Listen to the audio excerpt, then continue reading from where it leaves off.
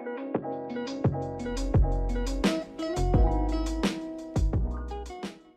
guys, it's Natalie and welcome back to my channel. In today's video, I'm going to be doing a November wrap-up video. So this past month in November, I read 13 books, which isn't as much as I would like to have read, and my TBR switched around a lot, but I listened to 13 books, some on audio, some physically, some a little bit of both. So let's just get right into the video. So the first book I read in November is A Curse So Dark and Lonely by Bridget Kemmerer, and I read this book physically, but I checked it out from my library, so I don't have a physical copy right now, but I do plan on purchasing one because I really enjoyed this book. A Curse So Dark and Lonely is about a girl named Harper who lives a really rough life in DC with her brother and her mother who is slowly dying, and Harper also deals with cerebral palsy that affects her everyday life, and one day Harper gets whisked into a whole different universe in a kingdom called Emberfall, and there's a prince named Prince Ren and his loyal commander Gray, and they both are trapped in a curse by a powerful enchantress, and Ren is doomed to relive his 18th birthday over and over again in the season of autumn, over and over again until finally he finds true love and breaks the curse. So if you can't already tell, this is a Beauty and the Beast retelling, and even though it was a Beauty and the Beast retelling, it was still intensely original and I loved it so much. I gave A Curse So Dark and Lonely by Bridget Kemmerer 4.5 out of 5 stars because I loved this so much. This book is incredibly character driven and I love character driven books, and this was just so amazing in every way, and I became so attached to the characters that I cried twice like a baby during this book, and I loved it so much. This book managed to have an enemies to lovers, a love triangle, and a fake dating aspect trope all in one book. Like, it was amazing, and I loved Harper, the main character. Even though she had cerebral palsy, she didn't let it slow her down, and she was still a very independent woman, and I loved that about her. I came to love all of the characters, and it took me a little longer to come around to Ren, but I eventually loved him just like I did all the other characters. And I used to be hashtag Team Gray, but now I'm hashtag Team Ren, so I'm sorry to those of you who are Team Gray all the way. Like I said, overall I gave it 4.5 out of 5 stars, and I took off half a point because some of the dialogue was a little bit repetitive, but other than that I loved it so much and I highly recommend it. So the next book I read, or attempted to read, in November was An Enchantment of Ravens by Margaret Rogerson, and I wanted to read this book before I read Sorcery of Thorns because it's her first book, and I wanted to get her other work out of the way before I read Sorcery of Thorns, just so I can get a feel for what her writing is like and to see if I would want to read Sorcery of Thorns. So basically I attempted to read this book and I didn't actually read it.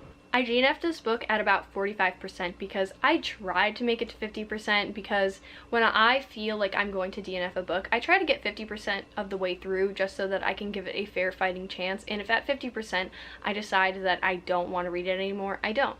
So basically I couldn't even get to 50% with this book because I just did not like it. Like I said, I did not like the writing style and I felt nothing for the romance that was happening. I did not like it at all. So overall I DNF'd this book, and usually when I DNF a book I give it 1 star, so I would say this is a 1-star book.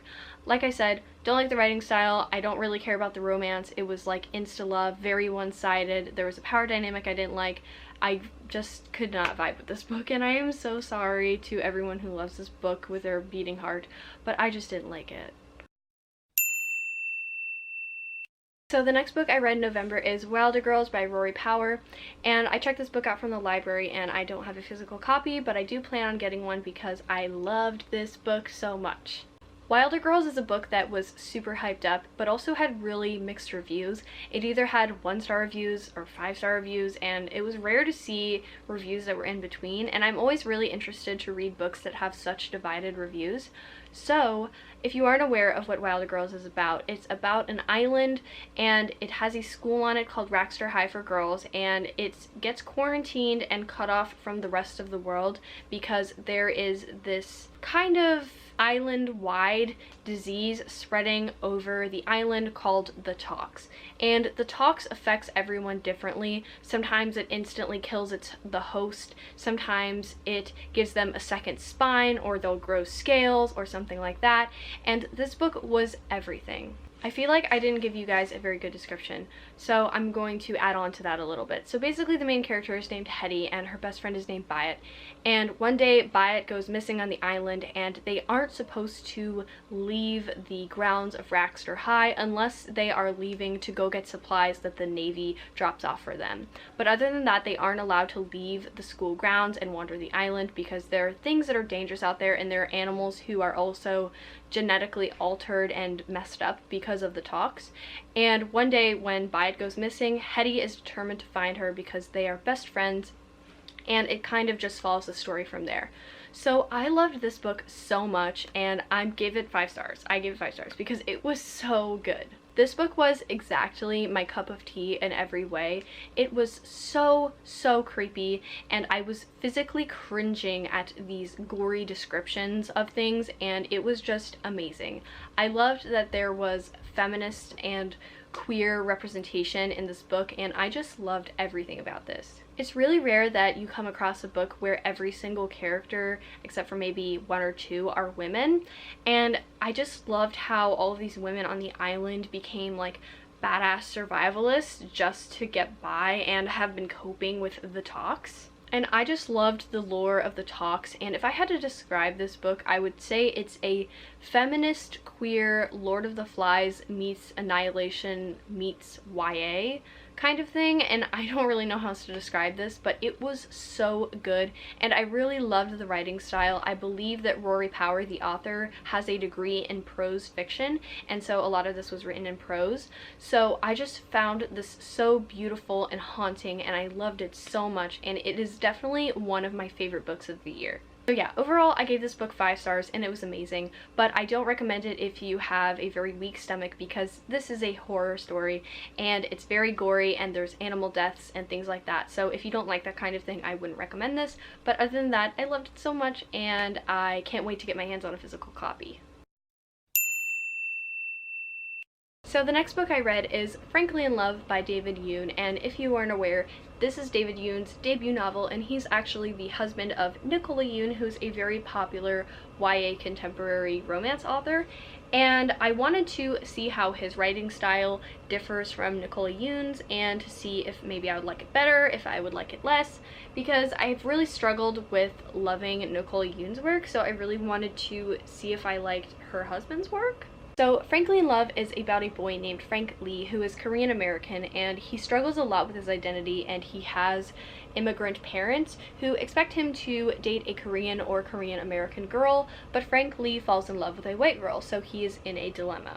But then another girl who is also Korean American is in the same situation as Frank Lee, so they decide to fake date to please their parents and so that they can date their respective boyfriends or girlfriends and whatever. So basically that's where the story picks up, and I loved this so much I gave it 4.5 out of 5 stars. So the first thing I loved about Frankly in Love is that it has really important discussions about racism, and it's not all about romance. There's also a lot of discussions about identity and immigration and what's expected of you and just everything. And the discussions about racism here were so important and so necessary, and I really love that about this book.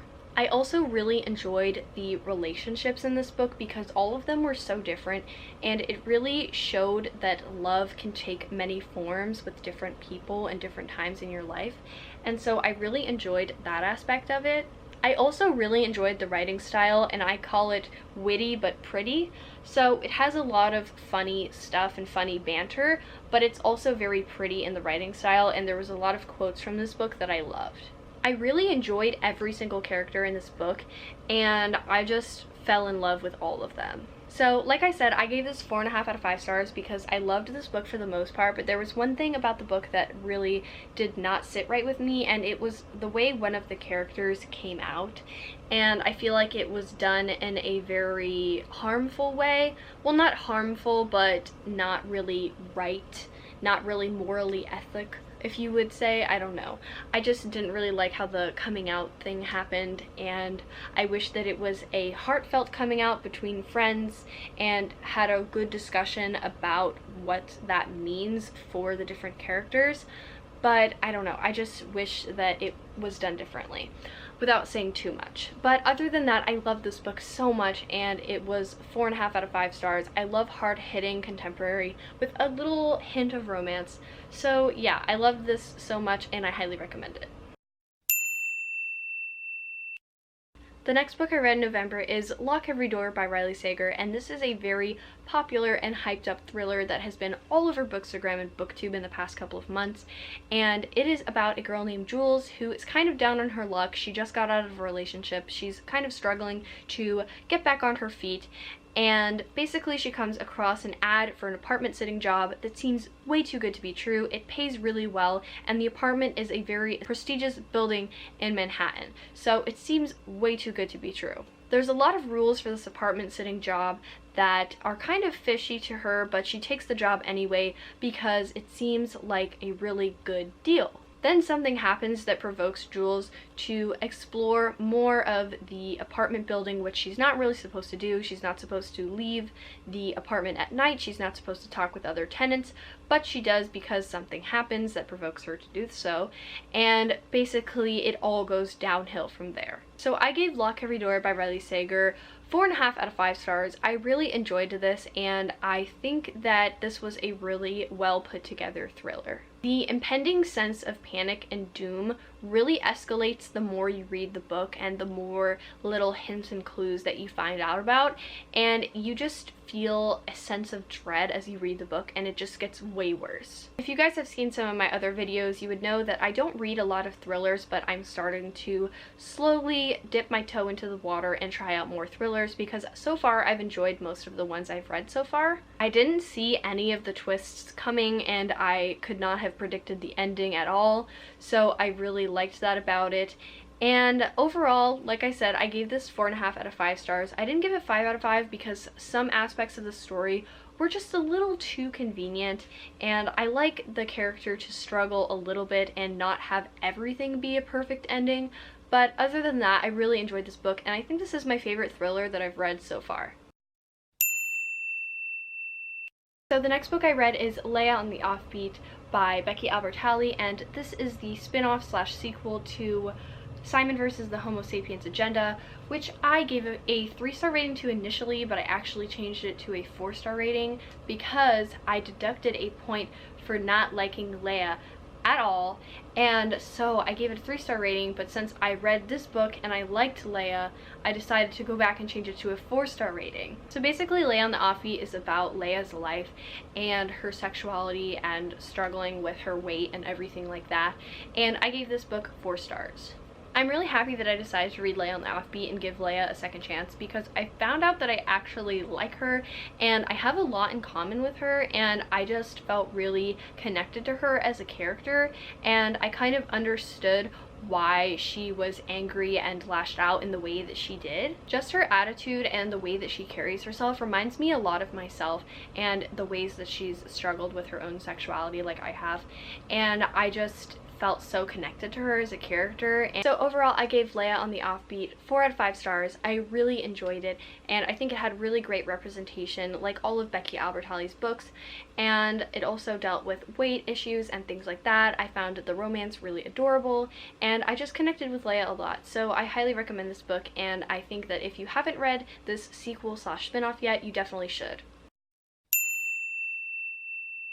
So the next book I read in November is House of Salt and Sorrows by Erin A. Craig, and I read this book because it has a lot of hype, and I saw a lot of people had hauled this book on BookTube or talked about it or mentioned it, and I was really interested to read it because it's a 12 Dancing Princesses retelling, and I haven't heard much about that fairy tale since the Barbie movie came out when I was a kid. So like I said, this is a 12 Dancing Princesses retelling, and it follows one of 12 girls in a family, and her sisters are getting picked off one by one, and they live on this salty island kingdom, and her sisters are dying one by one, and it looks like accidents, but she knows that they aren't accidents.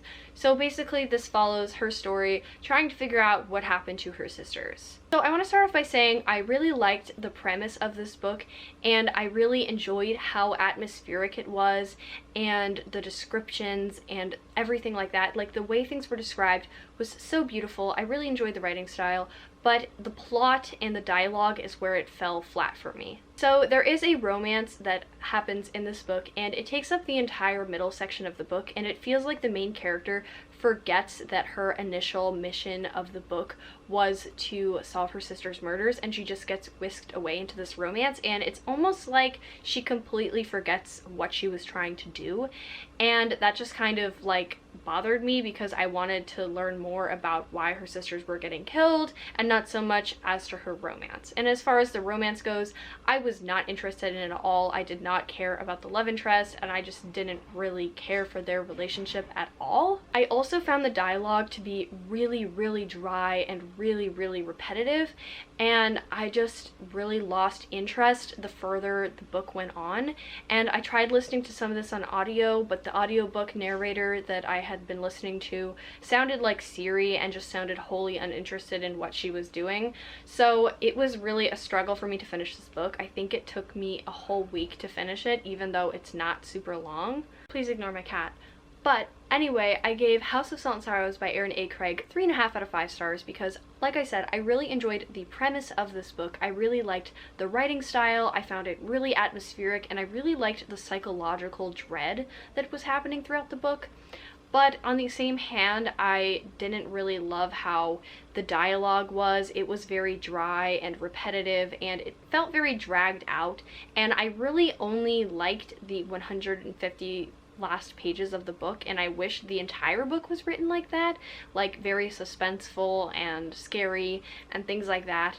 But you know, you can't win every time. So I didn't really love it, but I didn't really hate it either, and I'm happy that I read it. I still think about the book a lot now that I've read it, but I just didn't really love the dialogue and how the romance was. I just didn't really care about it, and I felt like it was really unnecessary for the plot of the book.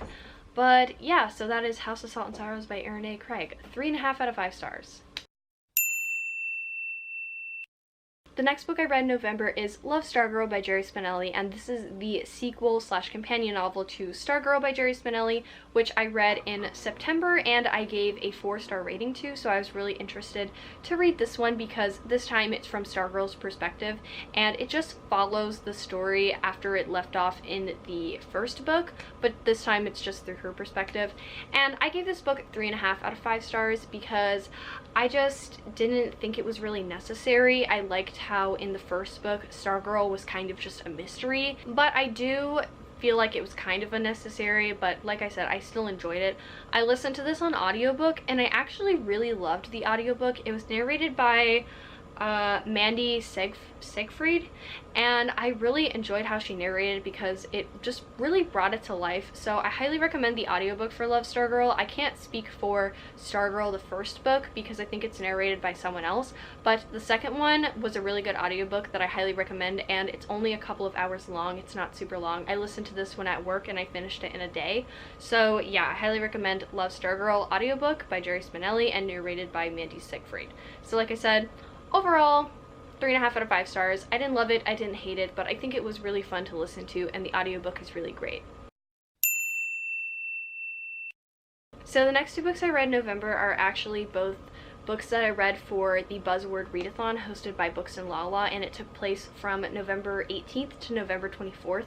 And I actually started a new job the week that it started, and I was just so busy with my new work schedule that I didn't really get the chance to read as many books as I liked. So the first one that I finished for the Buzzword Readathon is 7 Husbands of Evelyn Hugo by Taylor Jenkins Reid, and I picked this as my book of the month pick, and I really enjoyed this, and I predicted that it would be 5 stars, and it was. So this is basically a story about a fictional 50s, 60s, 70s, 80s movie star named Evelyn Hugo who goes into retirement, and she doesn't really accept interviews or anything from anyone, and she's very reclusive.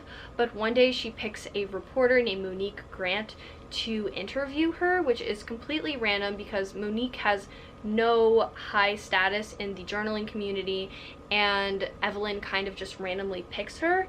And the story is basically just everything that Evelyn tells to Monique, and I just really loved this so much. I gave it 5 stars because I I loved everything about this book. It was definitely one of my favorites of the year. The writing of this book was just so practical and so beautiful, and it just didn't really sugarcoat anything, and I just loved that about it. And I just really enjoyed Evelyn as a character because she's very hard-headed. She goes out for what she wants, and it was really nice to see her personal growth along with Monique's throughout the book, even though it takes place in like kind of two different timelines. And I don't know, I just loved everything about this book, and it has LGBTQ plus rep that I did not expect at all, and it kind of has a feminist undertone to it, which I did not expect, and I love it even more for that. Overall, the rep in this book was outstanding, and there was so many different characters of different sexualities and races and backgrounds, and it just made for a really interesting story, and it wasn't trying too hard to be diverse. It all just really fit into place. Evelyn Hugo is Cuban, and the other character, Monique Grant, is biracial. And also there's a bisexual character in here, there's a queer character, and it's just overall full of great representation, which, like I said, I did not expect, but it made me love the story even more. I just loved all the characters in this book, and I felt everything, and I actually cried at one point. I just loved this book, and all the characters were just so great, and all of the different relationships that Evelyn had with each one was just so unique and different, and I just loved this story because it was so thought out and well put together, and this is just an amazing book that I highly recommend. 5 out of 5 stars, one of my favorite books of the year. And just be aware that it does have a lot of trigger warnings, which I will mention because I always put in a little picture that mentions all the trigger warnings, so you can screenshot it if you need to. But yeah, just be aware this has a lot of trigger warnings before you go into it. Overall, highly recommended. Just be aware of all those triggers. The next book I read for the Buzzword Readathon is 5 Feet Apart by Rachel Lippincott, and this follows the story of Stella and Will, who are both cystic fibrosis patients who are in the same hospital, and they start to fall in love, but they can't get closer than 5 feet because they could get each other really sick, and it kind of just follows the story from there. So I actually listened to this on audiobook, even though I initially had planned to read it physically since I checked it out from the library, but I just didn't have time to sit down and read it, so I listened to it on audio while I was at work, and it was a really short audiobook. I finished it within a day, and it was just super easy to listen to. It was very clear and it flowed nicely. I wouldn't say it's like amazing, but it was really good in a way, so I really enjoyed listening to the audiobook, which I recommend if you don't want to sit down and read it physically. As you probably know, this was made into a movie a little while ago, and I didn't hear great things about the movie, and I heard the book was a lot better, so I wanted to read the book before I saw the movie so that I could form like a better opinion about the piece of work as a whole. So overall, I gave 5 Feet Apart by Rachel Lippincott 4 out of 5 stars because I really enjoyed the romance. I thought it was really cute and really gushy and really pure. Can't say for sure whether it's a 100% accurate representation of cystic fibrosis because I don't know a whole lot about it, but I did really enjoy it, and this book was actually dedicated to Claire Wineland, who, like the main character Stella, made vlogs on YouTube about her cystic fibrosis, and I actually watched all of her videos back in the day, and I found her like really positive and just really lighthearted and funny and kind, and she actually passed away a couple of years ago, so it was kind of nice to see her kind of live on through a fictional character. So yeah, I really enjoyed this. 4 out of 5 stars. I highly recommend it, and I'm definitely going to buy my own copy to have on my shelf. So the next book I read in November is Karamo by Karamo Brown, and this is his memoir, and if you aren't aware, he is one of 5 characters on the TV show Queer Eye that's on Netflix. I love that show so much, and I really wanted to read Karamo's memoir and kind of see his background, where he came from, and everything like that. So in Karamo's memoir, he kind of just talks about his life growing up, having immigrant parents, race issues that he's dealt with, relationships, his drug addiction, and everything like that. So I listened to this on audiobook, and it's actually narrated by Karamo himself, so it's a lot more personal and a lot more intimate to listen to, and it just flows really nicely. So overall, I gave the book 3 out of 5 stars because I really enjoyed the topics that was dealt with and everything like that, and I really liked hearing how he grew up and everything like that. But I did find at points he sounded a little condescending and a little bit like self-righteous, and I just didn't really like that about it. So maybe I would have preferred to read the physical book over listening to him actually like narrate the book. So I don't know, I just felt like he was very opinionated about things, and like his opinion was the opinion, and I just didn't really like that about it. But other than that, I gave 3 out of 5 stars because it deals with a lot of topics, and it talks really in depth about racism, and Karamo struggles with that and with addiction and everything like that. So yeah, I think this is a really good book to listen to on audio because it's very light and easy. Not the topics that are light, but I mean it's easy to listen to. I don't mean that the topics are light, because this book does have a lot of trigger warnings, which I will insert in the video obviously and let you guys know. But yeah, I think it's really nice to listen to an audiobook, so just be aware it has a lot of triggers. The second to last book I read in November is We Are Okay by Nina LaCour, and this is about a girl named Marin who's struggling immensely with grief over her mother and her grandfather and her best friend. And I think this book isn't as plot driven as it is an ode to grief, and I really actually enjoyed this, and I gave it 4 out of 5 stars. I really liked the writing style. It had a lot of prose, but at the same time it was very straightforward, and it also just really shows how grief can destroy you and how deeply personal it is and how it can change you as a person. So I really enjoyed that about it, and I just think that it was a very thorough exploration of grief.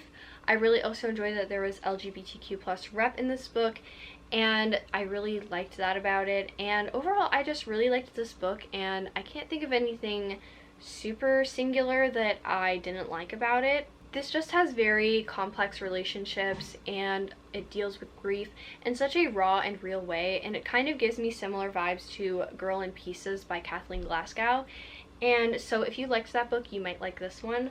So yeah, I gave this 4 out of 5, and I highly recommend it. So the last book I read in November is Christmas Camp by Karen Schaller, and this book I listened to on audio, and I actually really enjoyed the audiobook, and I think it was narrated really well. And it actually got turned into a Hallmark movie. I'm not sure which came first, the book or the movie. I'm pretty sure the book came first, but I'm not sure. But anyways, so basically the story is about a girl named Haley who's very work driven. She's in love with her job. She's married to her job. And she really wants this big promotion at her work. And basically she has to go to a Christmas camp where she learns how to get into the Christmas spirit in order for her to get this big promotion. So basically at Christmas camp, Haley is very hesitant to get into the Christmas spirit because she just wants to work, and she really wants to work on her pitch for this big promotion. And she ends up falling in love along the way with the owner of the Christmas camp's son. So I really enjoyed this. I gave it 3.5 out of 5 stars. It wasn't great, but it wasn't horrible. Like I said, I really enjoyed the audiobook. I think it was very well narrated, and it was very upbeat and very easy to listen to, and it got me into the Christmas spirit really easily because just everything that was involved in the book was very descriptive and Christmassy, and I don't know, I just loved that about it. I really liked the first 3/4 of this book, and I was actually very into the romance because it was very slow burn and it was nice in that aspect. But then the love interest kind of started getting unnecessarily aggressive and just rude to the main character Haley. I don't think I ever mentioned his name, but his name is Jeff. But anyway, I liked Jeff for the first 3/4 of the book, but then he was just unnecessarily angry and closed off, and I think he was supposed to come off as dark and brooding and like emotional and raw, but he just came off as a dick, honestly. And I don't know, I just felt like his personality wasn't really there. He jumped to conclusions very easily, and he like started arguments and things like that, and so I just didn't really like the love interest at that point.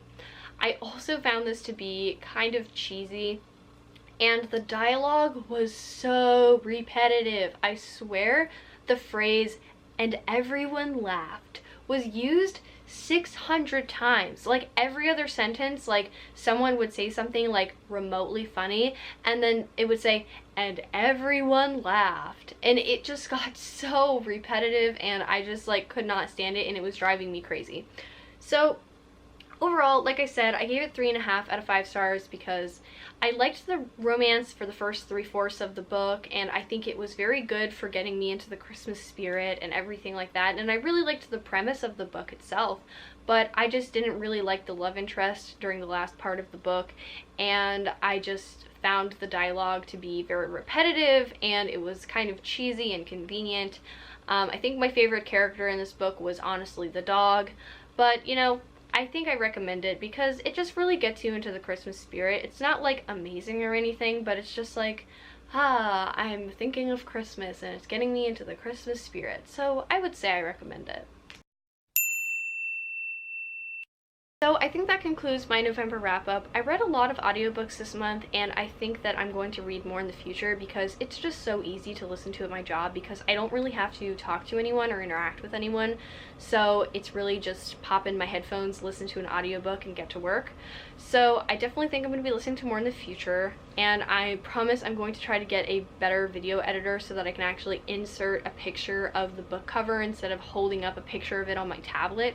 But anyways, thank you guys so much for watching this video. Leave a like, subscribe down below, and hit the notification bell if you don't want to miss a single upload, and have a great day. Bye!